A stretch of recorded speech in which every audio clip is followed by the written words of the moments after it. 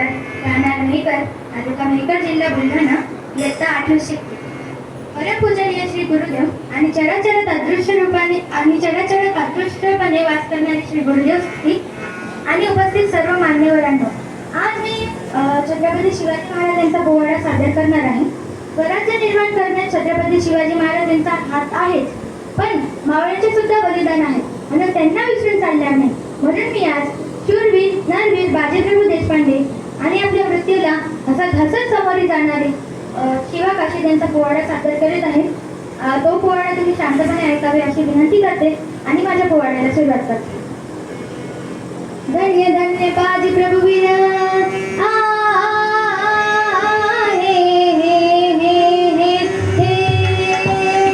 धन्य धन्य बाजी प्रभुवीर, धन्य धन्य बाजी प्रभुवीर, धन्य धन्य बाजी प्रभुवीर, धनंदुर धर शूर बहादर, कसा तो धग धगतांबर, कसा तो धग धगतांबर, दिवस आसो आसो अंधार, रान मैदानी लढे झुंजार जीजू, रान मैदानी लढे झुंजार जीजू, रान मैदानी लढे झुंजार जीजू. अफजल खानाच्या वधानंतर त्याचा मुलगा फाजल खान आणि सिद्धी जोहर यांनी प्रचंड पोच घेऊन पणाला वेळ दिलेला आहे, पण शक्तीपेक्षा युक्ती महत्त्वाची असते. महाराजांनी शिवा काशीद यांना बोलावून घेतलं आणि विचारलं, शिवा, आमचं रूप घेऊन सिद्धीला भेटायला जातोस? आणि शिवा म्हणाला, होय महाराज, जातो की. आणि मग काय घडलं? काय? रात्रीच्या पहिल्या प्रहरात, रात्रीच्या पहिल्या प्रहरात, सठाच्या सुमरास गड उतरण्यास शुभ पालखीत बाजी सांगते, शुभ पालखीत बाजी सांगते. पावसानं होली झाली धरती, रात्रात गाडी मावळ झाली.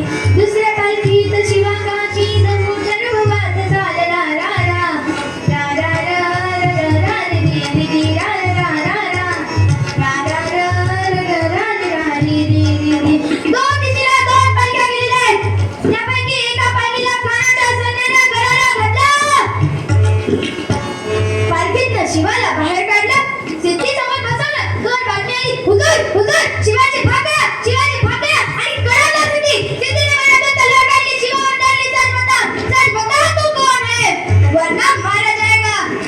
शिवा हसला आणि म्हणाला, अरे जन्माला जरी शिवा काशीद म्हणून आलो असलो तरी मरताना शिवाजी महाराज म्हणून मरतोय. हे भाग्य काय कमी का? आणि कळालं सिद्धी, सिद्धीची तलवार चालल्या गेली आणि शिवा संपल्या गेला. पलीकडे बाजीने गजापूरची खिंड गाठली. बाजी म्हणतात, राजा आपण नियमित फौज घेऊन विशाळगडावरती दबा राहावा. मी खिंडीत राहून शत्रूंना अडवून जातो. पण राजे म्हणतात, नाही बाजी, जीवाची बाजी लावून आपण इथं आलोय. आता जे होईल ते मिळून करू. पण राजे म्हणतात, पण बाजी म्हणतात, लाख मेले तरी चालतील, पण लाखाचा पोशिंदा जगला पाहिजे राजा, लाखाचा पोशिंदा जगला पाहिजे. आणि मग त्या खिंडीच्या तोंडाला काय प्रकार घडला? काय? उभा राहून बाज खिंडी, लाल मारा गवाला गे, विनवणी करी शिवबाल, मारा गवाला गे. बाजीचा सांगतो वार करतो मी ठार दुष्ट शत्रूंना, धर्म सच्च भाव हा माझा याच मनसाल, धर्म सच्च भाव हा माझा याच मनसाल. रक्ताने भिजले बाजी, थांबाया होई नाराजी, पण नाही मला माझी, बाजी लावली जीवाची काजी, कधी पोचलते ते गडावरी राज शिवाजी जी जी जी, कधी पोचलते ते गडावरी राज शिवाजी जी जी, राज शिवाजी जी जी जी जी. रक्ताच्या धारेने कशीला बाजी प्रभू म्हणतायत.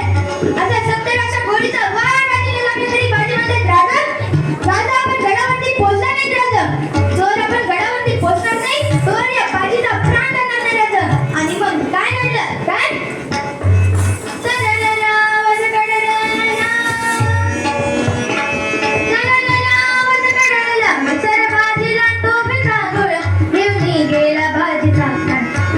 गेला बाजीचा प्राण, त्या शब्दाची ठेवली जाण, बाजीने केले जीवाचे रान जी जी, बाजीने केले जीवाचे रान जी जी, बाजीने केले जीवाचे रान जी जी. आणि राजे म्हणतात, बाजी जर काय खिंडीतली माती पाण्यात टाकली तर रंग येईल बाजीच्या रक्ताचा, तिथे सुगंध येईल बाजीच्या पराक्रमाचा. जर का खिंडीला कान लावला तर शब्द ऐकू येतील, हार हार महादेव.